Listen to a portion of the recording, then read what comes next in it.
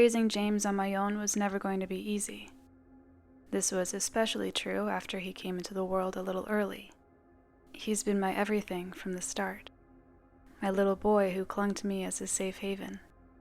It's just that when he started sleepwalking at the age of 7, it rattled me more than I can say. Night after night, it was the same soft squeak of his door, the faint echo of his footsteps in the quiet house. No matter how peacefully he fell asleep, he would always find his way into these silent escapades. More often than not, I would find him there, sitting at the kitchen table or standing in the living room, hidden in the stillness of the night. One time I found James sitting at the kitchen table, apparently engrossed in a meal, only there was no food on his plate. Yet he ate with an intensity that contradicted the lack of any actual food. Somehow he had managed to get a plate and fork while sleepwalking, and now he was sitting there, picking up the fork, scooping at the empty plate, and putting it in his mouth to take bites of air. What I found even stranger, though, was that he seemed to be having a conversation with someone at the table. His head was turned toward an empty chair, and his lips moved silently as if he were talking to someone. Every so often he would tilt his head as if listening. Then he'd let out a raspy little laugh. It was like he just heard the funniest joke. I would just stand there and watch him, unsure if I should wake him or let this sleepwalking episode play out. Another time, at 1 a.m., I awoke, engulfed by an inexplicable sense of dread. It was a silent alarm that something was wrong, a feeling that hung in the air like a thick fog. I rose from my bed and made my way to James's room, only to find it empty, the bed untouched. My mind raced with possibilities. I checked the bathroom and kitchen, but they too were empty of his presence. I was approaching the living room. A chill ran down my spine as I noticed the front door was ajar. A sliver of the night peered through. I stepped out. I saw James bathed in the streetlight's eerie glow. He stood alone in the empty road. His arms moved with purpose. They orchestrated an animated discussion with an invisible confidant. His gestures punctuated the silent air like a conductor's baton. As I approached, he continued his pantomime, oblivious to my presence. It was only when I clasped his wrist that he erupted into a scream, a startled cry of someone seeing a stranger where they expected familiarity. I reassured him, "It's me, your mother." Slowly, his confusion lessened and he drifted back from his sleepwalking episode. As we stepped back into the house, James was already halfway to his room. I called out to him, "James, what were you doing outside?" He paused, turning to me with a curious glint in his eyes. "I was talking to someone." His response was so unexpected, I nearly burst into laughter right there. "Talking? To who?" I asked, bewildered. "Out on the street. You were there, weren't you?" he replied, a hint of confusion in his voice. "Yes, I remember you sleepwalking to the street," I said, trying to keep my tone even. "But you just said you were talking with someone. Who were you talking to?" At that, James let out a peculiar laugh. Not the mischievous giggle of a child with a secret, but rather the innocent chuckle of one caught in an act they didn't want coming to light. With a swift turn, he darted past me, his laughter trailing behind him as he shut his door with a soft click. I stood there for a moment, caught between surprise and confusion. James's words had hit me like a curveball, unexpected and oddly intriguing. But then again, kids have a knack for spinning tales out of thin air. Maybe he'd been dreaming while sleepwalking, conjuring up imaginary conversations under that streetlight. After all, it was just him out there. And the mosquitoes, if you want to count them too. As I lay back in my bed, the quiet of the night wrapped around me like a blanket. The mattress beneath me felt familiar and comforting. but my mind was far from at ease. I stared at the ceiling, lost in thought. The soft glow of the street lamp outside cast gentle light through the window. Every small noise seemed amplified in the stillness. The house settling, the distant sound of a car. I couldn't help but listen for the one sound I dreaded most. The creak of James's door. The signal that he was on the move again. I feared that James would start sleepwalking, but he might end up somewhere worse than last time. I was left to wait in the quiet. I hoped the night would pass without incident. But of course, things didn't go as I hoped. The night took a turn for the bizarre at exactly 3 a.m. I was in a deep sleep when a sudden noise jerked me awake. Propping myself up, I scanned the darkness of my room, waiting for my vision to adjust. After a moment, it became clear that the source of my disturbance wasn't in my room. I sat in silence, deciding to wait it out, to catch whatever it was that had woken me. Not even 5 minutes had passed when I heard it. James's voice. It sounded muffled, as if he were talking through a thick pillow, but I could still make out snippets of phrases drifting through the walls.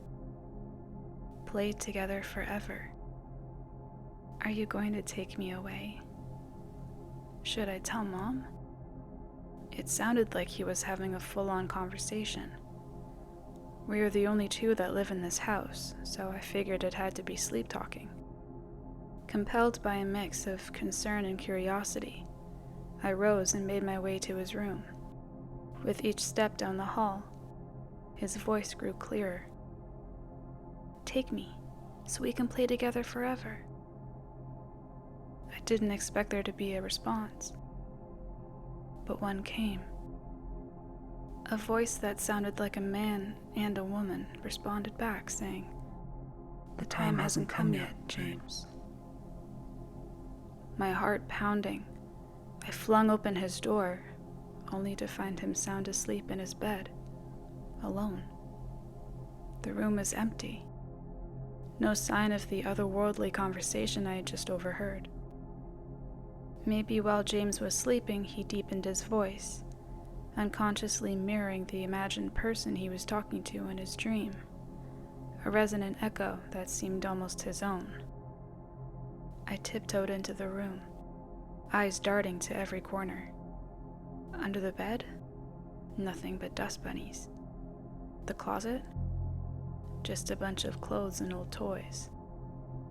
It was just me and my son in the room, and he was out like a light, not even stirring when I checked under his bed.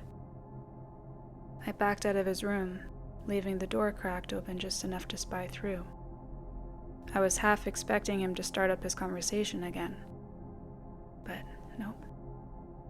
All was quiet except for the sound of his breathing. I must have stood there like a statue for a good 5 minutes, waiting for something, anything. Eventually, I called it quits. Dragging myself back to my room, I flopped onto my bed, my head hitting the pillow with a thud. It was 3:21 a.m. I needed to catch some sleep, fast. Tomorrow's school run wasn't going to drive itself. Stealing glances at James in the rearview mirror, I couldn't help but notice how unusually quiet he was. Just sitting there, his gaze fixed outside the car window, watching the world zoom by in a blur of colors and shapes. It was like he was lost in another world. We rolled into the school parking lot, and instantly the place was buzzing with life. Kids were everywhere. They chattered away. Their backpacks bounced as they sprinted to the school doors. The bell rang out, a loud reminder that the day was starting, urging everyone to hurry. I turned to James, who was still in his own little world. "James, come on, buddy. You're going to be late," I urged. He finally looked at me, his eyes still distant. Without a word, he put his backpack on and opened the car door. I called out to him softly, "I love you. Have a good day." The sound of his door slamming closed was his reply. He didn't say anything. I watched him walk towards the school entrance. His figure got smaller and smaller until he vanished into the crowd of students. The store greeted me with a blast of cold air. This was a stark contrast to the warm and lively schoolyard. Carts clattered down aisles, brimming with goods as shoppers bustled about. The electronics department was a jungle of gadgets. The screens gleamed under the fluorescent lights. Approaching the counter, I asked the attendant, "Do you know where the cameras are? Like the baby monitor cameras?" It had been years since I needed one, back when James was just a tiny thing. "Sure thing, ma'am. Follow me," the attendant said. He led me through a maze of shelves until we stood before an impressive lineup of cameras. They were for everything from security to baby monitors. He pointed to a sleek model. "This is our latest. Records in 1080p. 1080p? The term was new to me, but it sounded advanced. The price of $120 seemed reasonable for something fresh off the production line. "I'll take that one," I decided. The worker nodded, his smile one of a job well done, a customer convinced. I spread the contents of the box across the living room carpet, the camera and monitor emerging from a nest of bubble wrap and cardboard. The monitor, a sleek 5-inch LCD screen, felt cool and lightweight in my hands. I followed the quick start guide, connecting it to our home Wi-Fi with a few taps and a bit of patience as the device blinked. In James's room, I surveyed the walls, looking for the perfect vantage point. The corner near the ceiling seemed perfect. It was high enough to escape casual notice, but it was angled just right to keep his bed within the frame. I held the mounting bracket against the wall. I marked the drill points with a pencil. Then I set it aside. The drill whirred to life, a fine dust falling like snow as I bored holes into the drywall. I secured the bracket with screws, ensuring it was snug and level. The camera clicked into place on the bracket with a satisfying snap. Its lens peered down like a silent guard. Back in my room, I switched on the monitor. The picture flickered on, startlingly clear. I could see the fine weave of James's bedspread, the soft rise and fall of his pillow. This was a significant upgrade from the old one I'd misplaced years ago. Now, all that was left was to wait for the school day to get done so I could go get him. At 2:30 p.m., the school day waned into afternoon. There was James, approaching my car with a smile that lit up his face. It was a stark contrast to how he was acting this morning. In his hands, he clutched a pencil and paper, artifacts of a day's learning.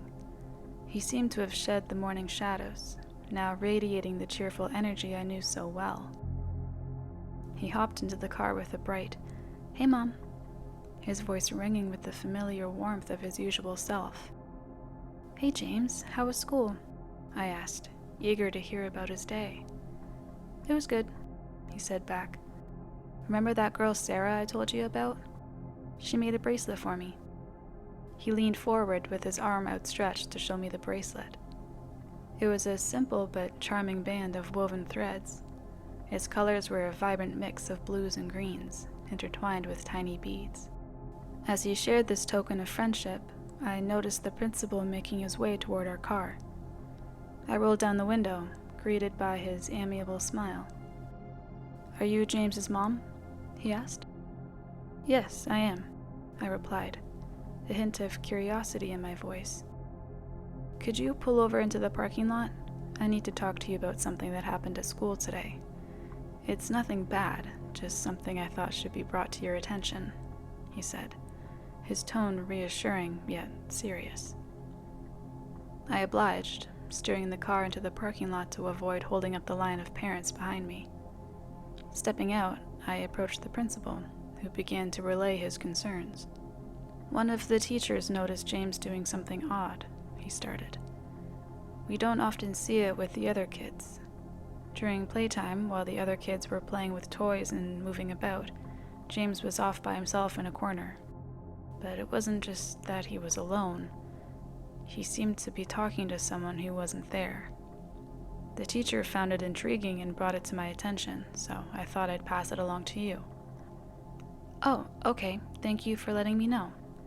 I'll be sure to talk to him about it, I managed to say, even though I was kind of drawing a blank on what else to throw in there. The principal seemed okay with that. He gave me a nod and a smile that felt comforting. Then he turned and disappeared back into the school. I climbed back in the car, my mind whirling, but I kept the chat with the principal to myself. James's little voice broke through my thoughts. What did the principal want, Mommy? Did I do something bad? He asked, a hint of concern in his words. I met his worried gaze in the rearview mirror. No, you didn't. You aren't in any trouble. Don't worry about it, I reassured him quickly. He seemed to take it in stride, like the principal had with my response. We headed home. But now, I was eager to use that baby monitor tonight.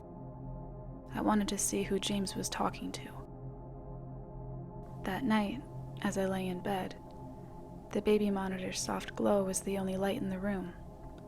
James was fast asleep, nothing out of the ordinary. I watched him for hours, his chest rising and falling with each breath, so peaceful, so normal.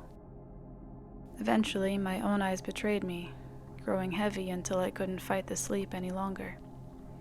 I set the monitor on the nightstand, telling myself I was just resting my eyes. But sleep took me. It felt like only a moment had passed when I woke up, the clock glaring 3 a.m. back at me. I wasn't sure what had woken me, but a mother's intuition told me to check on James. I grabbed the monitor, and my heart nearly stopped. James was standing on his bed, stiff as a board, staring into the darkness of his room. His face would contort into wide smiles before relaxing again. He was silent, motionless, just frozen.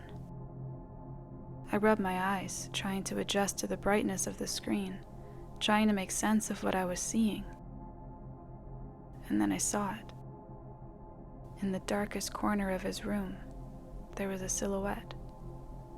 It was too thin to be a man, too tall to be a woman, just standing there, arms hanging by its sides, its eyes faintly glowing.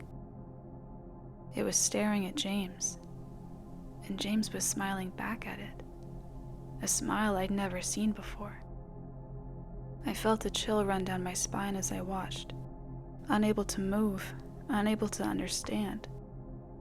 The springs of my bed groaned as I finally managed to stand up, intent on going to James's room. But then, a voice, an impossible voice that was both deep and high at the same time, filled the room. The time has come, James. I watched on the baby monitor as a smile started to appear on James's lips. It was slow and deliberate, like a flower opening. It was a smile of pure, unadulterated joy, the kind that reaches deep into the soul and lights up every corner. But this was different. There was an intensity to it that I had never seen before, a fervor that seemed almost otherworldly. His lips stretched wider and wider. They went far beyond the innocent grins of birthday surprises or Christmas mornings. The smile was too wide, too full of ecstasy. It was the smile of someone who had glimpsed paradise. It was a smile that seemed to know secrets that humans weren't meant to know. A smile that whispered of realms and beings beyond our understanding.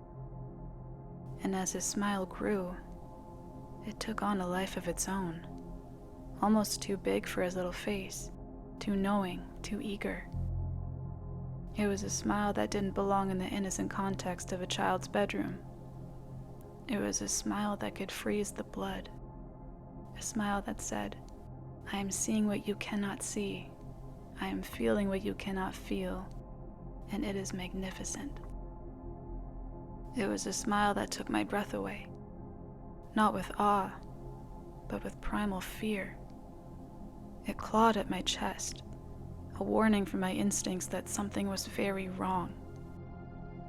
The figure in the corner began to contort, its form twisting in ways that defied the natural laws of our world. Slowly, agonizingly, it unfurled like a grotesque flower, its chest splitting open to reveal not flesh and bone, but an abyss, a portal to an impossible reality. It was as if the very fabric of its being was unzipping, unraveling to expose a glimpse into a realm that was never meant to be seen by human eyes. Inside, there was another world, a twisted mirror of our own. There, the sky bled with nameless colors, the ground pulsed with its own life, and there, I saw them. Children. Dozens of them, each wearing that same unnerving smile as my son. Their grins were wide and unnatural. They stretched their faces into masks of ecstasy. Their eyes were empty, yet alight with a haunting glow. They stared into nothingness, seeing wonders and horrors, a sight that would drive a sane mind to the brink. This world within the figure was alive, breathing and writhing, a living tapestry of souls ensnared in eternal playtime. It was a place where joy was twisted into something sinister, where innocence was a currency for some unfathomable exchange. And as I watched, frozen in terror, I knew that this was no mere figment of the mind. This was a gateway to a realm where the rules of our existence were but a distant memory, and where my son was about to become another smiling face among the lost. My son's eyes sparkled with excitement as he spoke. Now we can play together forever. In an instant, James was pulled towards the figure, and I watched in horror as my son was absorbed into this entity, this thing. I stood frozen, a scream stuck in my throat, my body refusing to move. All I could do was watch as my son disappeared into the darkness, leaving me alone with the echo of his last words.